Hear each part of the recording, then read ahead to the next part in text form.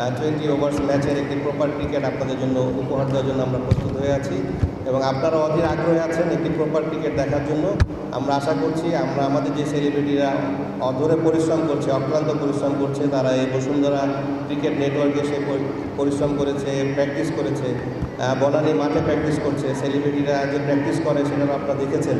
So সেই দিক থেকে চিন্তা করে আপনারা হয়তো চিন্তা করছেন যে টুর্নামেন্টটি কতটুকু সফলতার মুখ দেখতে যাচ্ছে। তো যে সকল ডিরেক্টররা এই টুর্নামেন্টের সাথে জড়িত এবং আয়োজকদেরকে ধন্যবাদ জানাই যে সেলিব্রিটিদের জন্য আসলে চিত্র জগৎ থেকে এবং অভিনয় জগৎ থেকে ফিরে এসে তারা যে পূর্ব দিনের কথা মনে করে ছোটোবেলায় যে ক্রিকেট খেলতো, অনেকেই বলেছে ছোটোবেলায় ক্রিকেট খেলতাম আমরা।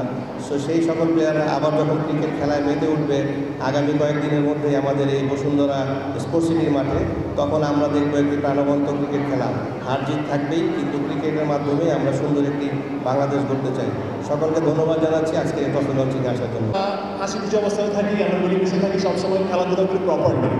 বাংলাদেশে কখনো এইভাবে আন্তর্জাতিক মানে সেলিব্রিটি ক্রিকেট লিগ বা সেলিব্রিটি টুর্নামেন্ট হয়নি। সো এটা শুধু আমরা যারা ক্রিকেট ভালোবাসি, আমাদের একটা স্বপ্ন ছিল যে বাংলাদেশে প্রপার ক্রিকেট বলে সেলিব্রিটি ক্রিকেট টুর্নামেন্ট হবে। তো সেই চেষ্টা থেকে সেলিব্রিটি চ্যাম্পিয়ন্স ট্রফি এই টুর্নামেন্টে আয়োজন করা এবং আজকে সেই কাঙ্ক্ষিত টুর্নামেন্টের ট্রফি উন্মোচন। সো আপনাদের সবাইকে আবার ধন্যবাদ আমাদের সঙ্গে থাকার জন্য। আসলে এই টুর্নামেন্ট নিয়ে বা আপনাদের এক্সপেকটেশন দুটা কথা শুনতে চাই please. Good evening everyone. Actually প্রচণ্ড চাপটা হচ্ছে সেলিব্রিটিদের প্রতি ফ্যান সবাই থাকে আর কি। তো আমি ছোট্ট একটু ব্যাক হিস্ট্রি বলবো। আমি যখন স্কুলে পড়ি, কলেজে পড়ি, তখন যেটা দেখছি যে আমার বন্ধু বা বান্ধবী কোনো একটা নায়ক বা নায়িকা অথবা কোনো একটা সেলিব্রিটির ছবি কেটে বইয়ের মধ্যে রাখছে। তো দ্যাট মিনস কি সেই সেলিব্রিটিটা তার জন্য ড্রিম এবং তাকে সবসময় অনুসরণ করে, সবসময় তাকে দেখে এবং তার গল্পটা অন্য জায়গায় বলে, অনুকরণ করার চেষ্টা করে এবং নিজেও সেভাবে প্রিপেয়ার্ড হওয়ার চেষ্টা করে। তো আমি যেটা মনে করি সমাজ পরিবর্তনের জন্য, মানুষ পরিবর্তনের জন্য অনেকগুলো ইস্যু কাজ করে।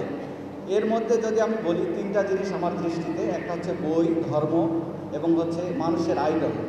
তো আপনারা প্রত্যেকেই অনেক মানুষের আইডল, আপনাদেরকে অনেকেই অনুকরণ করে। তো এই যে সেলিব্রিটি লিগ, এটা আপনাদের জন্য একটা ঈদের মতো আনন্দ ঘন একটা অনুষ্ঠান।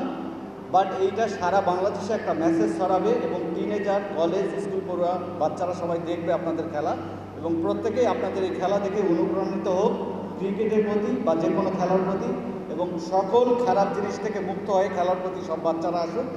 ক্রিকেট আমাদের কাছে একটা আবেগের নাম। আমরা যখন দেশের বাইরে যাই, অ্যাটলিস্ট বাংলাদেশকে ক্রিকেট দিয়ে অনেকে চেনে এবং সবাই বলে আমরা নাকি একটা ক্রিকেট ক্রেজি নেশন। সো আপনাদের এখানে আমরা সবাইকে দেখে মনে হচ্ছে যে এটা সেই আবেগের নতুন একটা রঙিন মঞ্চ, যে মঞ্চে একঝাঁক খুব উচ্ছ্বসিত তরুণ তারকারা আমাদের সাথে একসাথে কাজ করছে। ওয়ালটন শুরু থেকেই এই ক্রীড়ার সাথে ছিল, বর্তমানেও আছে এবং ভবিষ্যতেও সবসময় থাকবে। ওয়ালটন বিশ্বাস করে ক্রিকেটের মাধ্যমে কিংবা ক্রীড়ার মাধ্যমে যে নেতৃত্বটা আসে তার মাধ্যমে সমাজে বেশ কিছু ইতিবাচক পদক্ষেপ গ্রহণ করা যেতে পারে, যার মাধ্যমে আমাদের আর্থসামাজিক উন্নয়ন সাধন হয়। এই উন্নয়নটা শুধুমাত্র প্রযুক্তির মধ্যে সীমাবদ্ধ না থেকে শিক্ষা, সংস্কৃতি সব কিছুর মধ্যে যেন ছড়িয়ে যায় এবং আমাদের সামাজিক ব্যবস্থা উন্নত থেকে উন্নতর জায়গায় যেন আমরা লিফট আপ করতে পারি। এই লিফট আপের জন্য ওয়ালটন লিফট সব সময় আপনাদের সাথে আছে এবং ভবিষ্যতেও থাকবে।